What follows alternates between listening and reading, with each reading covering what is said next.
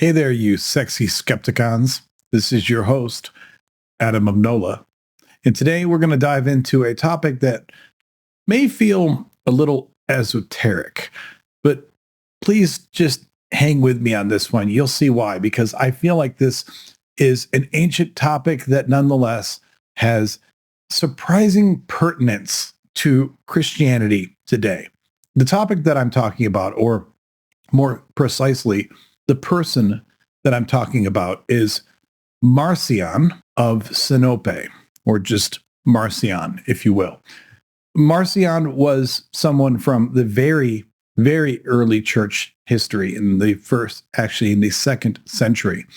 He was branded a heretic, he was excommunicated, but he was rather influential for his time. And you'll see why when I give you a little bit of background on him, why I wanted to talk about him briefly today, because although he's largely forgotten in the minds of modern Christians, I think that his words, his ideas, his theology is one that a lot of Christians are embracing, whether they realize it or not. So let's get into some detail here, and hopefully you can see my connection between Marcion, he of 2,000 years ago, and modern day Christianity. I'm going to give you a little bit of background here. I'm going to go ahead and read from Wikipedia.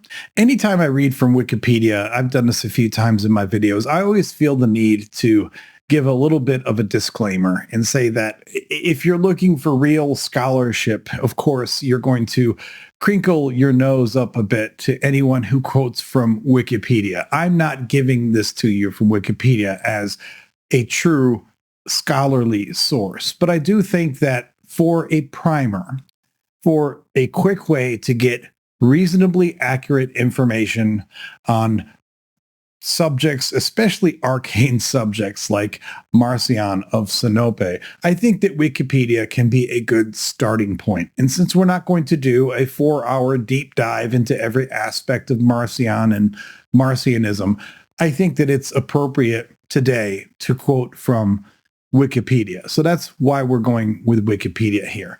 So let's first of all just start off with the 10,000 foot view of who was Marcion of Sinope. It says, Marcion of Sinope was a theologian in early Christianity. Marcion preached that God had sent Jesus Christ, who was distinct from the vengeful God, or the demiurge, who had created the world. He considered himself a follower of Paul the Apostle, whom he believed to have been the only true apostle of Jesus Christ. His doctrine is called Marcionism. Marcion published the earliest record of a canon of New Testament books. Early church writers such as Justin Martyr, Irenaeus, and Tertullian denounced Marcion as a heretic or antichrist, and he was excommunicated by the Church of Rome around 144 CE. He published his own canon of Christian sacred scriptures, which contained 10 Pauline epistles, including the epistle to the Laodiceans, while excluding the pastoral epistles, and the Gospel of Marcion, which historically is claimed to be an edited version of the Gospel of Luke. Some modern scholars, such as Matthias Klinghardt, have theorized that Marcion's gospel was the oldest, although this has been contested. This made Marcionism a catalyst in the process of the development of the New Testament canon by forcing the proto-Orthodox Church to respond to his canon.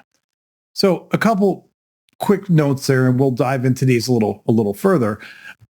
One of the big things that he's known for is creating the first version of a New Testament canon, although I don't think that that's the first thing that most people bring to mind if they know about Marcion and Marcionism.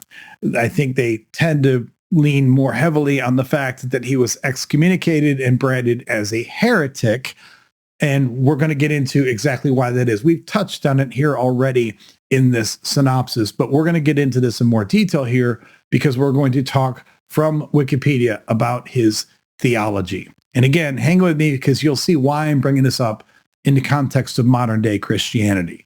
So let's dive into his teachings. Study of the Hebrew Bible, along with received writings circulating in the nascent church, led Marcion to conclude that many of the teachings of Jesus were incompatible with the actions of Yahweh, characterized as the belligerent God of the Hebrew Bible. Marcion responded by developing a ditheistic system of belief around the year 144. This notion of two gods, a higher transcendent one and a lower world creator and ruler, allowed Marcion to reconcile his perceived contradictions between Christian covenant theology and the gospel proclaimed by the New Testament. In contrast to other leaders of the nascent Christian church, however, Marcion declared that Christianity was in complete discontinuity with Judaism and entirely opposed to the scriptures of Judaism. Marcion did not claim that these were false. Instead, he asserted that they were entirely true, but were to be read in an absolutely literalistic manner, one which led him to develop an understanding that Yahweh was not the same God spoken of by Jesus. For example, Marcion argued that the Genesis account of Yahweh walking through the Garden of Eden, asking where Adam was, proved that Yahweh inhabited a physical body and was without universal knowledge, attributes wholly incompatible with the Heavenly Father professed by Jesus. According to Marcion, the God of the Old Testament, whom he called the demiurge, the creator of the material universe, is a jealous tribal deity of the Jews, whose law represents legalistic reciprocal justice and who punishes mankind for its sins through suffering and death. In contrast, the God that Jesus professed is an altogether different being, a universal God of compassion and love, who looks upon humanity with benevolence and mercy. Marcion also produced a book called Antithesis, which is no longer extant, contrasting the demiurge of the Old Testament with the Heavenly Father of the New Testament. Marcion held Jesus to be the Son of the Heavenly Father, but understood the incarnation in a docetic manner, i.e., that Jesus' body was only an imitation of a material body, and consequently denied Jesus' physical and bodily birth, death, and resurrection.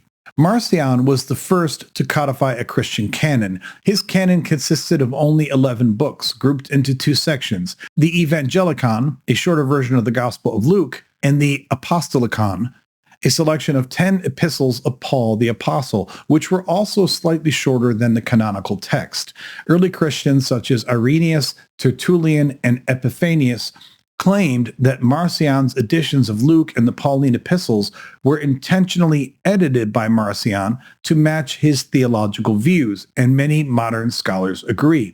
However, some scholars argue that Marcion's texts were not substantially edited by him and may in some respects represent an earlier version of these texts than the canonical versions. Like the Gospel of Mark, the gospel used by Marcion did not contain elements relating to Jesus' birth and childhood. Interestingly, it did contain some Jewish elements and material that challenged Marcion's ditheism, a fact that was utilized by early Christians in their articulations against Marcion. The centrality of the Pauline epistles in Marcion's canon reflects the fact that Marcion considered Paul to be the correct interpreter and transmitter of Jesus' teachings, in contrast to the 12 disciples and the early Jerusalem church. In Marcion's view, the other apostles were under the auspices of the demiurge. Now, I didn't read the full piece about his life because I don't want to read this whole article to you word for word. But Marcion came from some money. He was the son of a bishop, came from Turkey, modern-day Turkey, and he came to Rome and joined the Roman Catholic Church and made a donation of 200,000 sesterces. And by 13 or 14 years after he had become part of the church, he was then excommunicated for his views, and his donation was returned to him, which I find to be somewhat interesting that they gave the money back to him. Like, they really did not like this dude. But in his time, he actually had Marcionic churches or Marcionite churches. There were people following his teachings very closely. So I bring all this up now that we've read the synopsis of his teachings for this reason. Because on one hand, most modern day Christians have no idea who Marcion is, or if they do know about him, they probably just know that he was a heretic, he was excommunicated. They might know a little bit about his theology, about the idea that the Old Testament God and the New Testament God were different or distinct. But most Christians that I know of don't even know that much detail. Most Christians that I know of would never even have heard of this guy, let alone be able to tell you what his teachings were or why he was excommunicated. But I was thinking about this recently because I heard them talking about Marcion in another podcast that I was watching. And it struck me how, on one hand, these particular hosts were aware of Marcion and they were saying, well, you don't want to go down that path and you don't want to be seen as having Marcionite views. But when I look at the modern Christian church, so many of its followers are, in my humble opinion, Marcionites, whether they realize it or not. Let me tell you why I say that.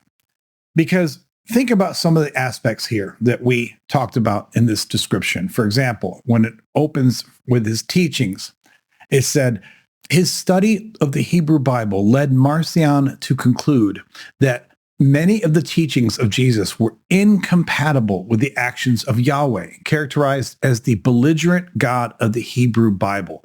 Think about this. How many times have you heard people, and I don't mean atheists, I mean even people inside the church, talk about the God of the Old Testament and the God of the New Testament? Now, I think that nearly all Christians will tell you when pressed on the subject that this distinction is more of a category error, that they're really just kind of talking about the way that God is referred to in the Old Testament versus the way that he's referred to in the New Testament. They don't go so far, usually, as to imply that there's truly one God of the Old Testament and another completely distinct God of the New Testament. And yet, that phrase, whether you were talking about the God of the Old Testament or the God of the New Testament, is repeated so often amongst modern day Christians, at least that I've heard, that it does make you wonder how much they really see both entities as being one and the same. I mean, first of all, in the New Testament, the God, Yahweh, the Father, basically isn't even there. I mean, there's a couple brief moments like when he's said to speak, like at the baptism of Jesus. But other than that, I mean, it's not like Jesus is talking to Yahweh all the time and Yahweh is talking back. It's not like Yahweh is bringing down more commandments or doing more deeds. No, by the time of the New Testament, Yahweh is already almost entirely absent from the narrative. Now, I know Trinitarians will say, well, he was there, he was Jesus, that was Yahweh. Okay, fine. But you know what I'm saying. You know what I'm getting at here. I'm saying that Yahweh, the traditional Hebrew God, Yahweh, who is referenced 7,000 times, literally, in the Old Testament, and he speaks directly to people all the time, and he purposely interjects himself into the affairs of men all the time. By the time that they start doing the events of the New Testament and writing these events on paper or parchment or whatever, at that time, Yahweh is almost completely absent. But aside from the absence issue, I mean, if you think about God, the way he is referred to by Jesus, the way they talk about God in the epistles, the way they talk about God as being this all-present, omnipotent, all-loving being. I mean, how many times have we heard the phrase, God is love? Every time I hear that phrase from a Christian, first of all, I always think, okay, you just haven't read the whole Bible. Because the majority of times when they say that God is love, these are often the same Christians who have not read the entire Bible. Some of them have read nothing more out of the Old Testament, other than Genesis and Exodus and maybe a few stories about Daniel and David and such, but that's it. Very few of them have ever actually sat down and read the entire Old Testament. So that would be one obvious reason maybe why somebody would say God is love, because if you just read the New Testament, there are problematic aspects in the New Testament, to be sure. But I don't think that there are nearly as many problematic aspects in the New Testament as there are in the Old Testament. Specifically, when you want to characterize this omnipresent, omnipotent God who's just like everywhere and anywhere at any time and loves us all, and he is just love. Although I don't agree with that interpretation from the New Testament, I do understand how people can read the New Testament and come away more with this idea that God is love. But to be fair, there are some Christians who've read the whole Bible, the whole damn thing, Old Testament and New, and they'll still tell you that God is love. But for those people that have actually read it, I have to really wonder if they just have all of their mental faculties. And I know that sounds insulting, it sounds dismissive, but to read the Old Testament and to in any way come out of that narrative with this idea that God is love is just intellectually bankrupt. So getting back to the point here about Marcion, I totally understand where he would come away from researching the Hebrew Bible, the Old Testament, and come to this conclusion that you're not talking about Jesus as God. You're not talking about the God that New Testament people are all praying to. You're not talking about even the same concept of a being. Of course, it gives other examples here too, because it talks about, like, in the Old Testament, God is walking around in the Genesis account, and he doesn't know where Adam is. He has a physical body, and he doesn't know where people are. There are multiple times in the Old Testament where God is clearly not omnipotent. He is clearly not omniscient, and he's clearly not omnibenevolent. I mean, that comes through loud and clear in the Old Testament. And yet, by the time we get to the New Testament, what you essentially have is this evolution of theology, where by that time, people in general in the entire Mediterranean region, especially the Greeks, had begun to think of God or gods in this different way. Instead of being avatars of men, just like us in every way, including all of our bad behaviors, they had started to ascribe to God this ethereal essence, this universalism where God is everywhere and God is love and God's omnipotent and God knows all things and God does all things and God is everything and God is love. This was one of the things that came out of this new thinking right about or shortly before the time of Jesus. How would you like to be one of my advisors? I'm using Skepticus's memberships as a way to allow you to have a voice in the content and the direction of this channel. I hope to see you in the membership pool, and I want to hear your voice in what Skepticus is doing going forward. Now, if you've watched my channel, you know that I harp a lot on the incongruities of the Old Testament. It's not that I don't talk about New Testament issues too, because I do. And I quote New Testament passages and I talk about some of the BS in the New Testament. But my series, God-Free Bible Study, has been reading the Bible from the beginning. And so far, we are just now getting into Deuteronomy because it takes a long time to read all these passages and to comment on them. And as you read through these Old Testament passages, all of these contradictions become so clear. And as you can see from Marcion's perspective, instead of trying to square that circle, instead of trying to say, well, God is love and God is omnipotent and God is all these things, even though the Old Testament seems to clearly indicate that he is not, Marcion's approach is to basically treat the Old Testament as though it's a testament to a completely different God, a creator God. And I love how they put in the narrative here about him that it says he calls this creator God the demiurge. If you're familiar with Gnosticism at all, you might have heard the demiurge before. The demiurge is a concept of a creator God who's not necessarily good. In fact, some would say is downright evil, and yet created the universe. And some people who believe in a demiurge also would believe that this demiurge is distinct from the God of the New Testament. So he's talking about this, and he says the creator of the material universe is a jealous tribal deity of the Jews, whose law represents legalistic reciprocal justice and who punishes mankind for its sins through suffering and death.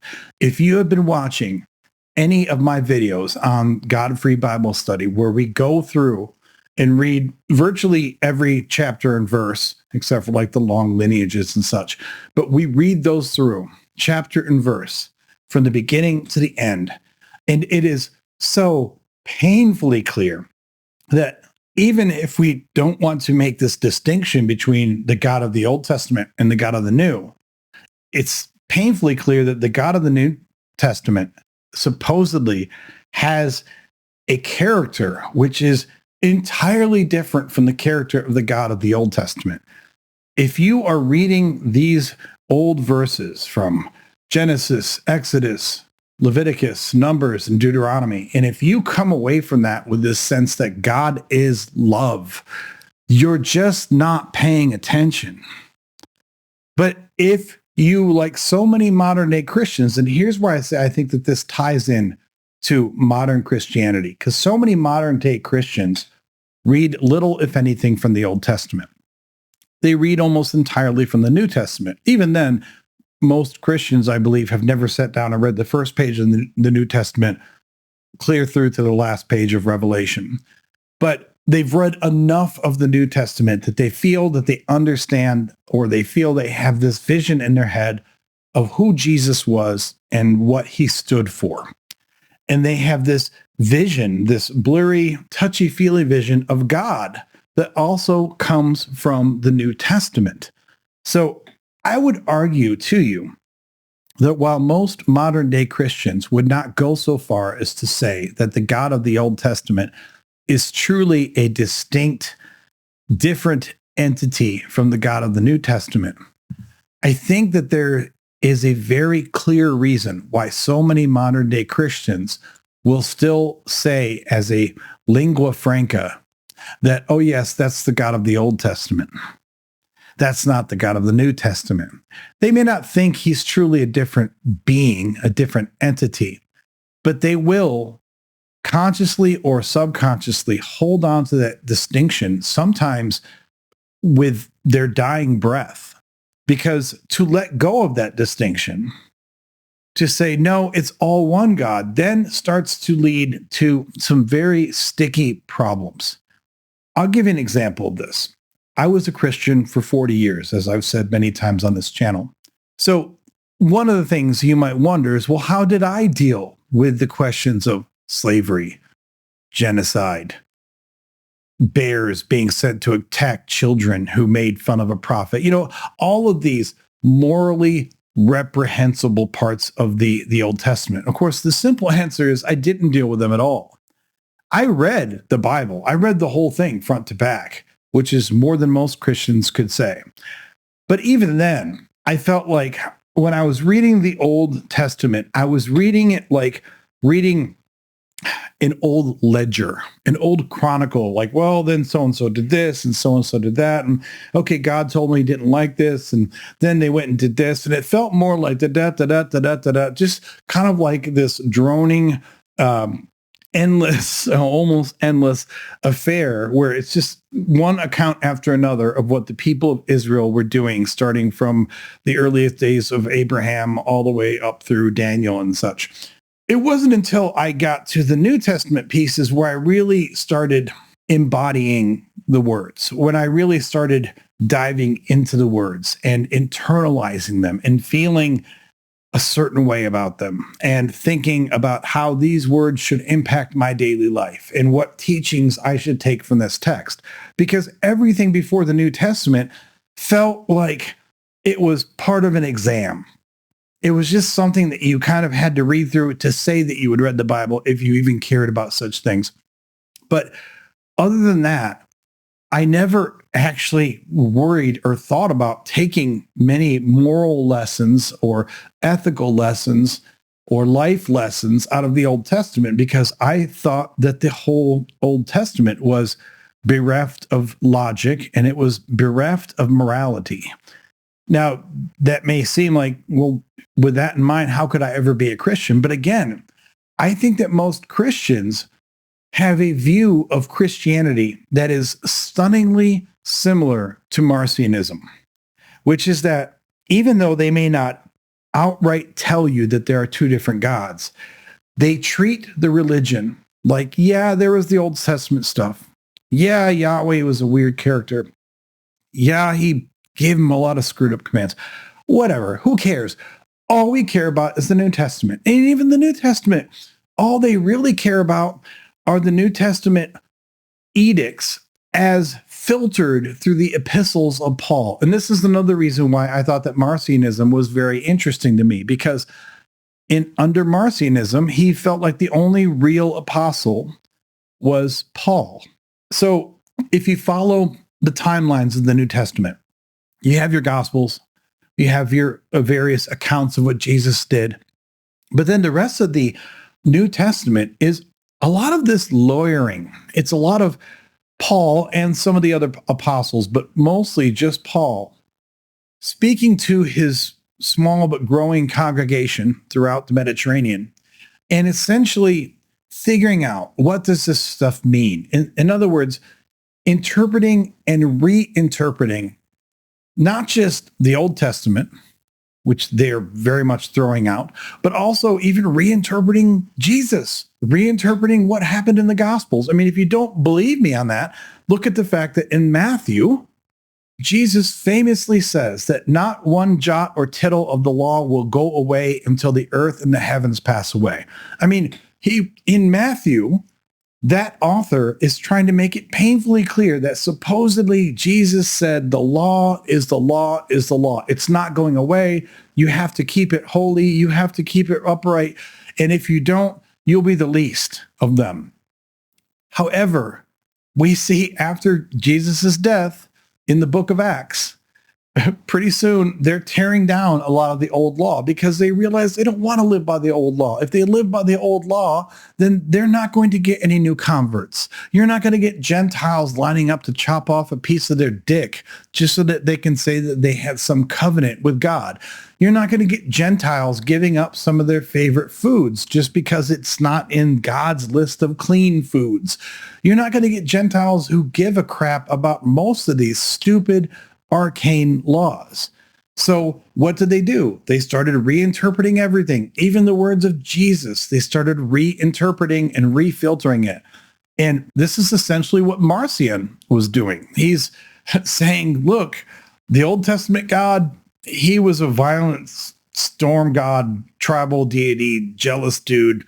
We're not going to worry about him. There's another God that was the father of Jesus. And that is the God we need to worship. And we need to worship him according to Jesus's, words, at least according to the Gospel of Luke is what apparently Marcion liked to use. And it's very much a way for you to put aside all of the nastiness of the Bible, especially the Old Testament, and to craft your own version of Jesus and what you think God is and what you think God should be according to your hopes and dreams, regardless of what ridiculous, nasty stuff you read in those really old books in the Old Testament. I see this so much from modern Christians.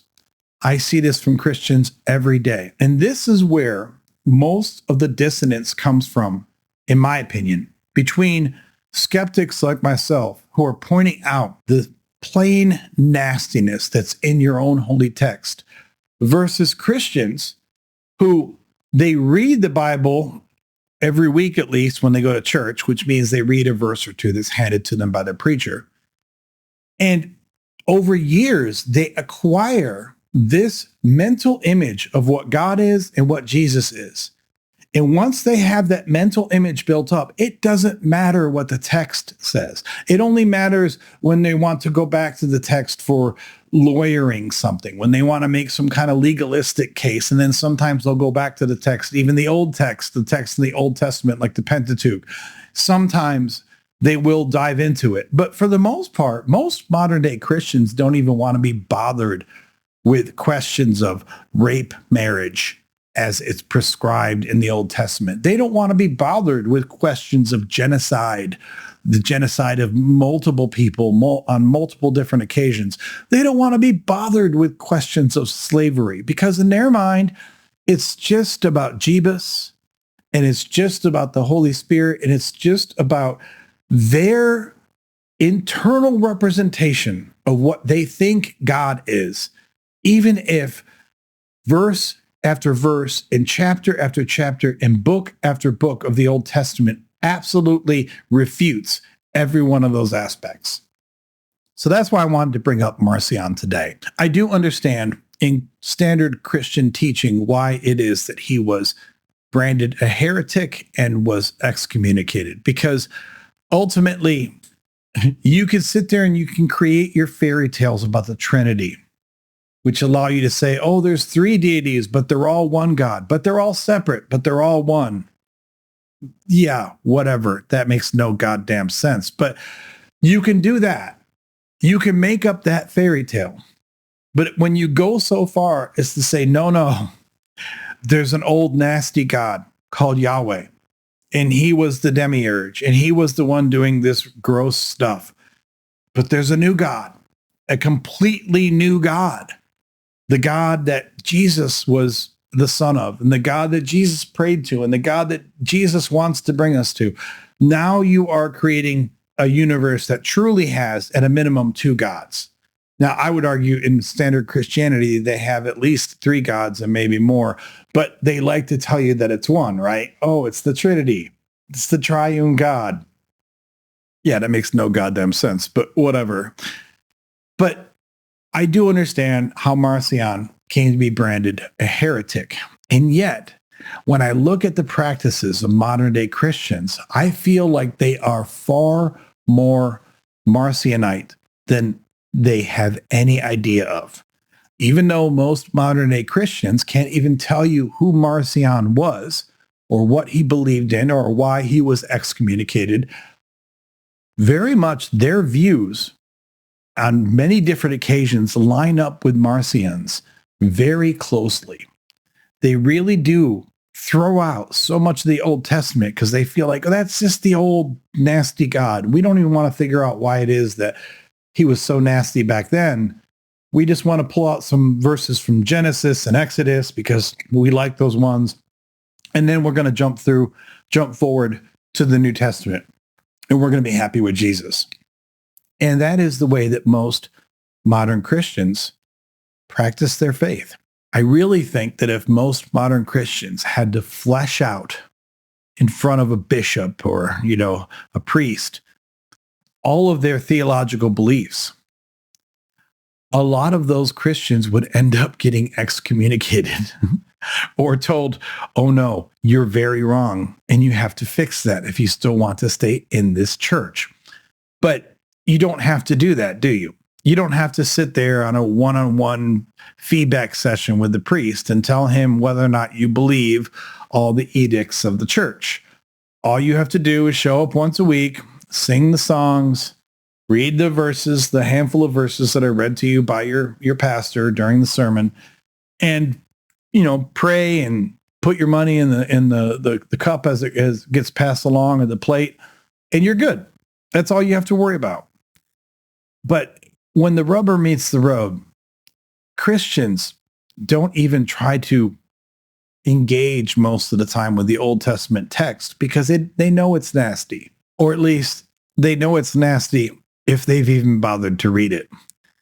I get the feeling that Marcion absolutely read the Hebrew Bible, and when he looked at it, he said, holy crap, this cannot be the God of Jesus because this God is nasty.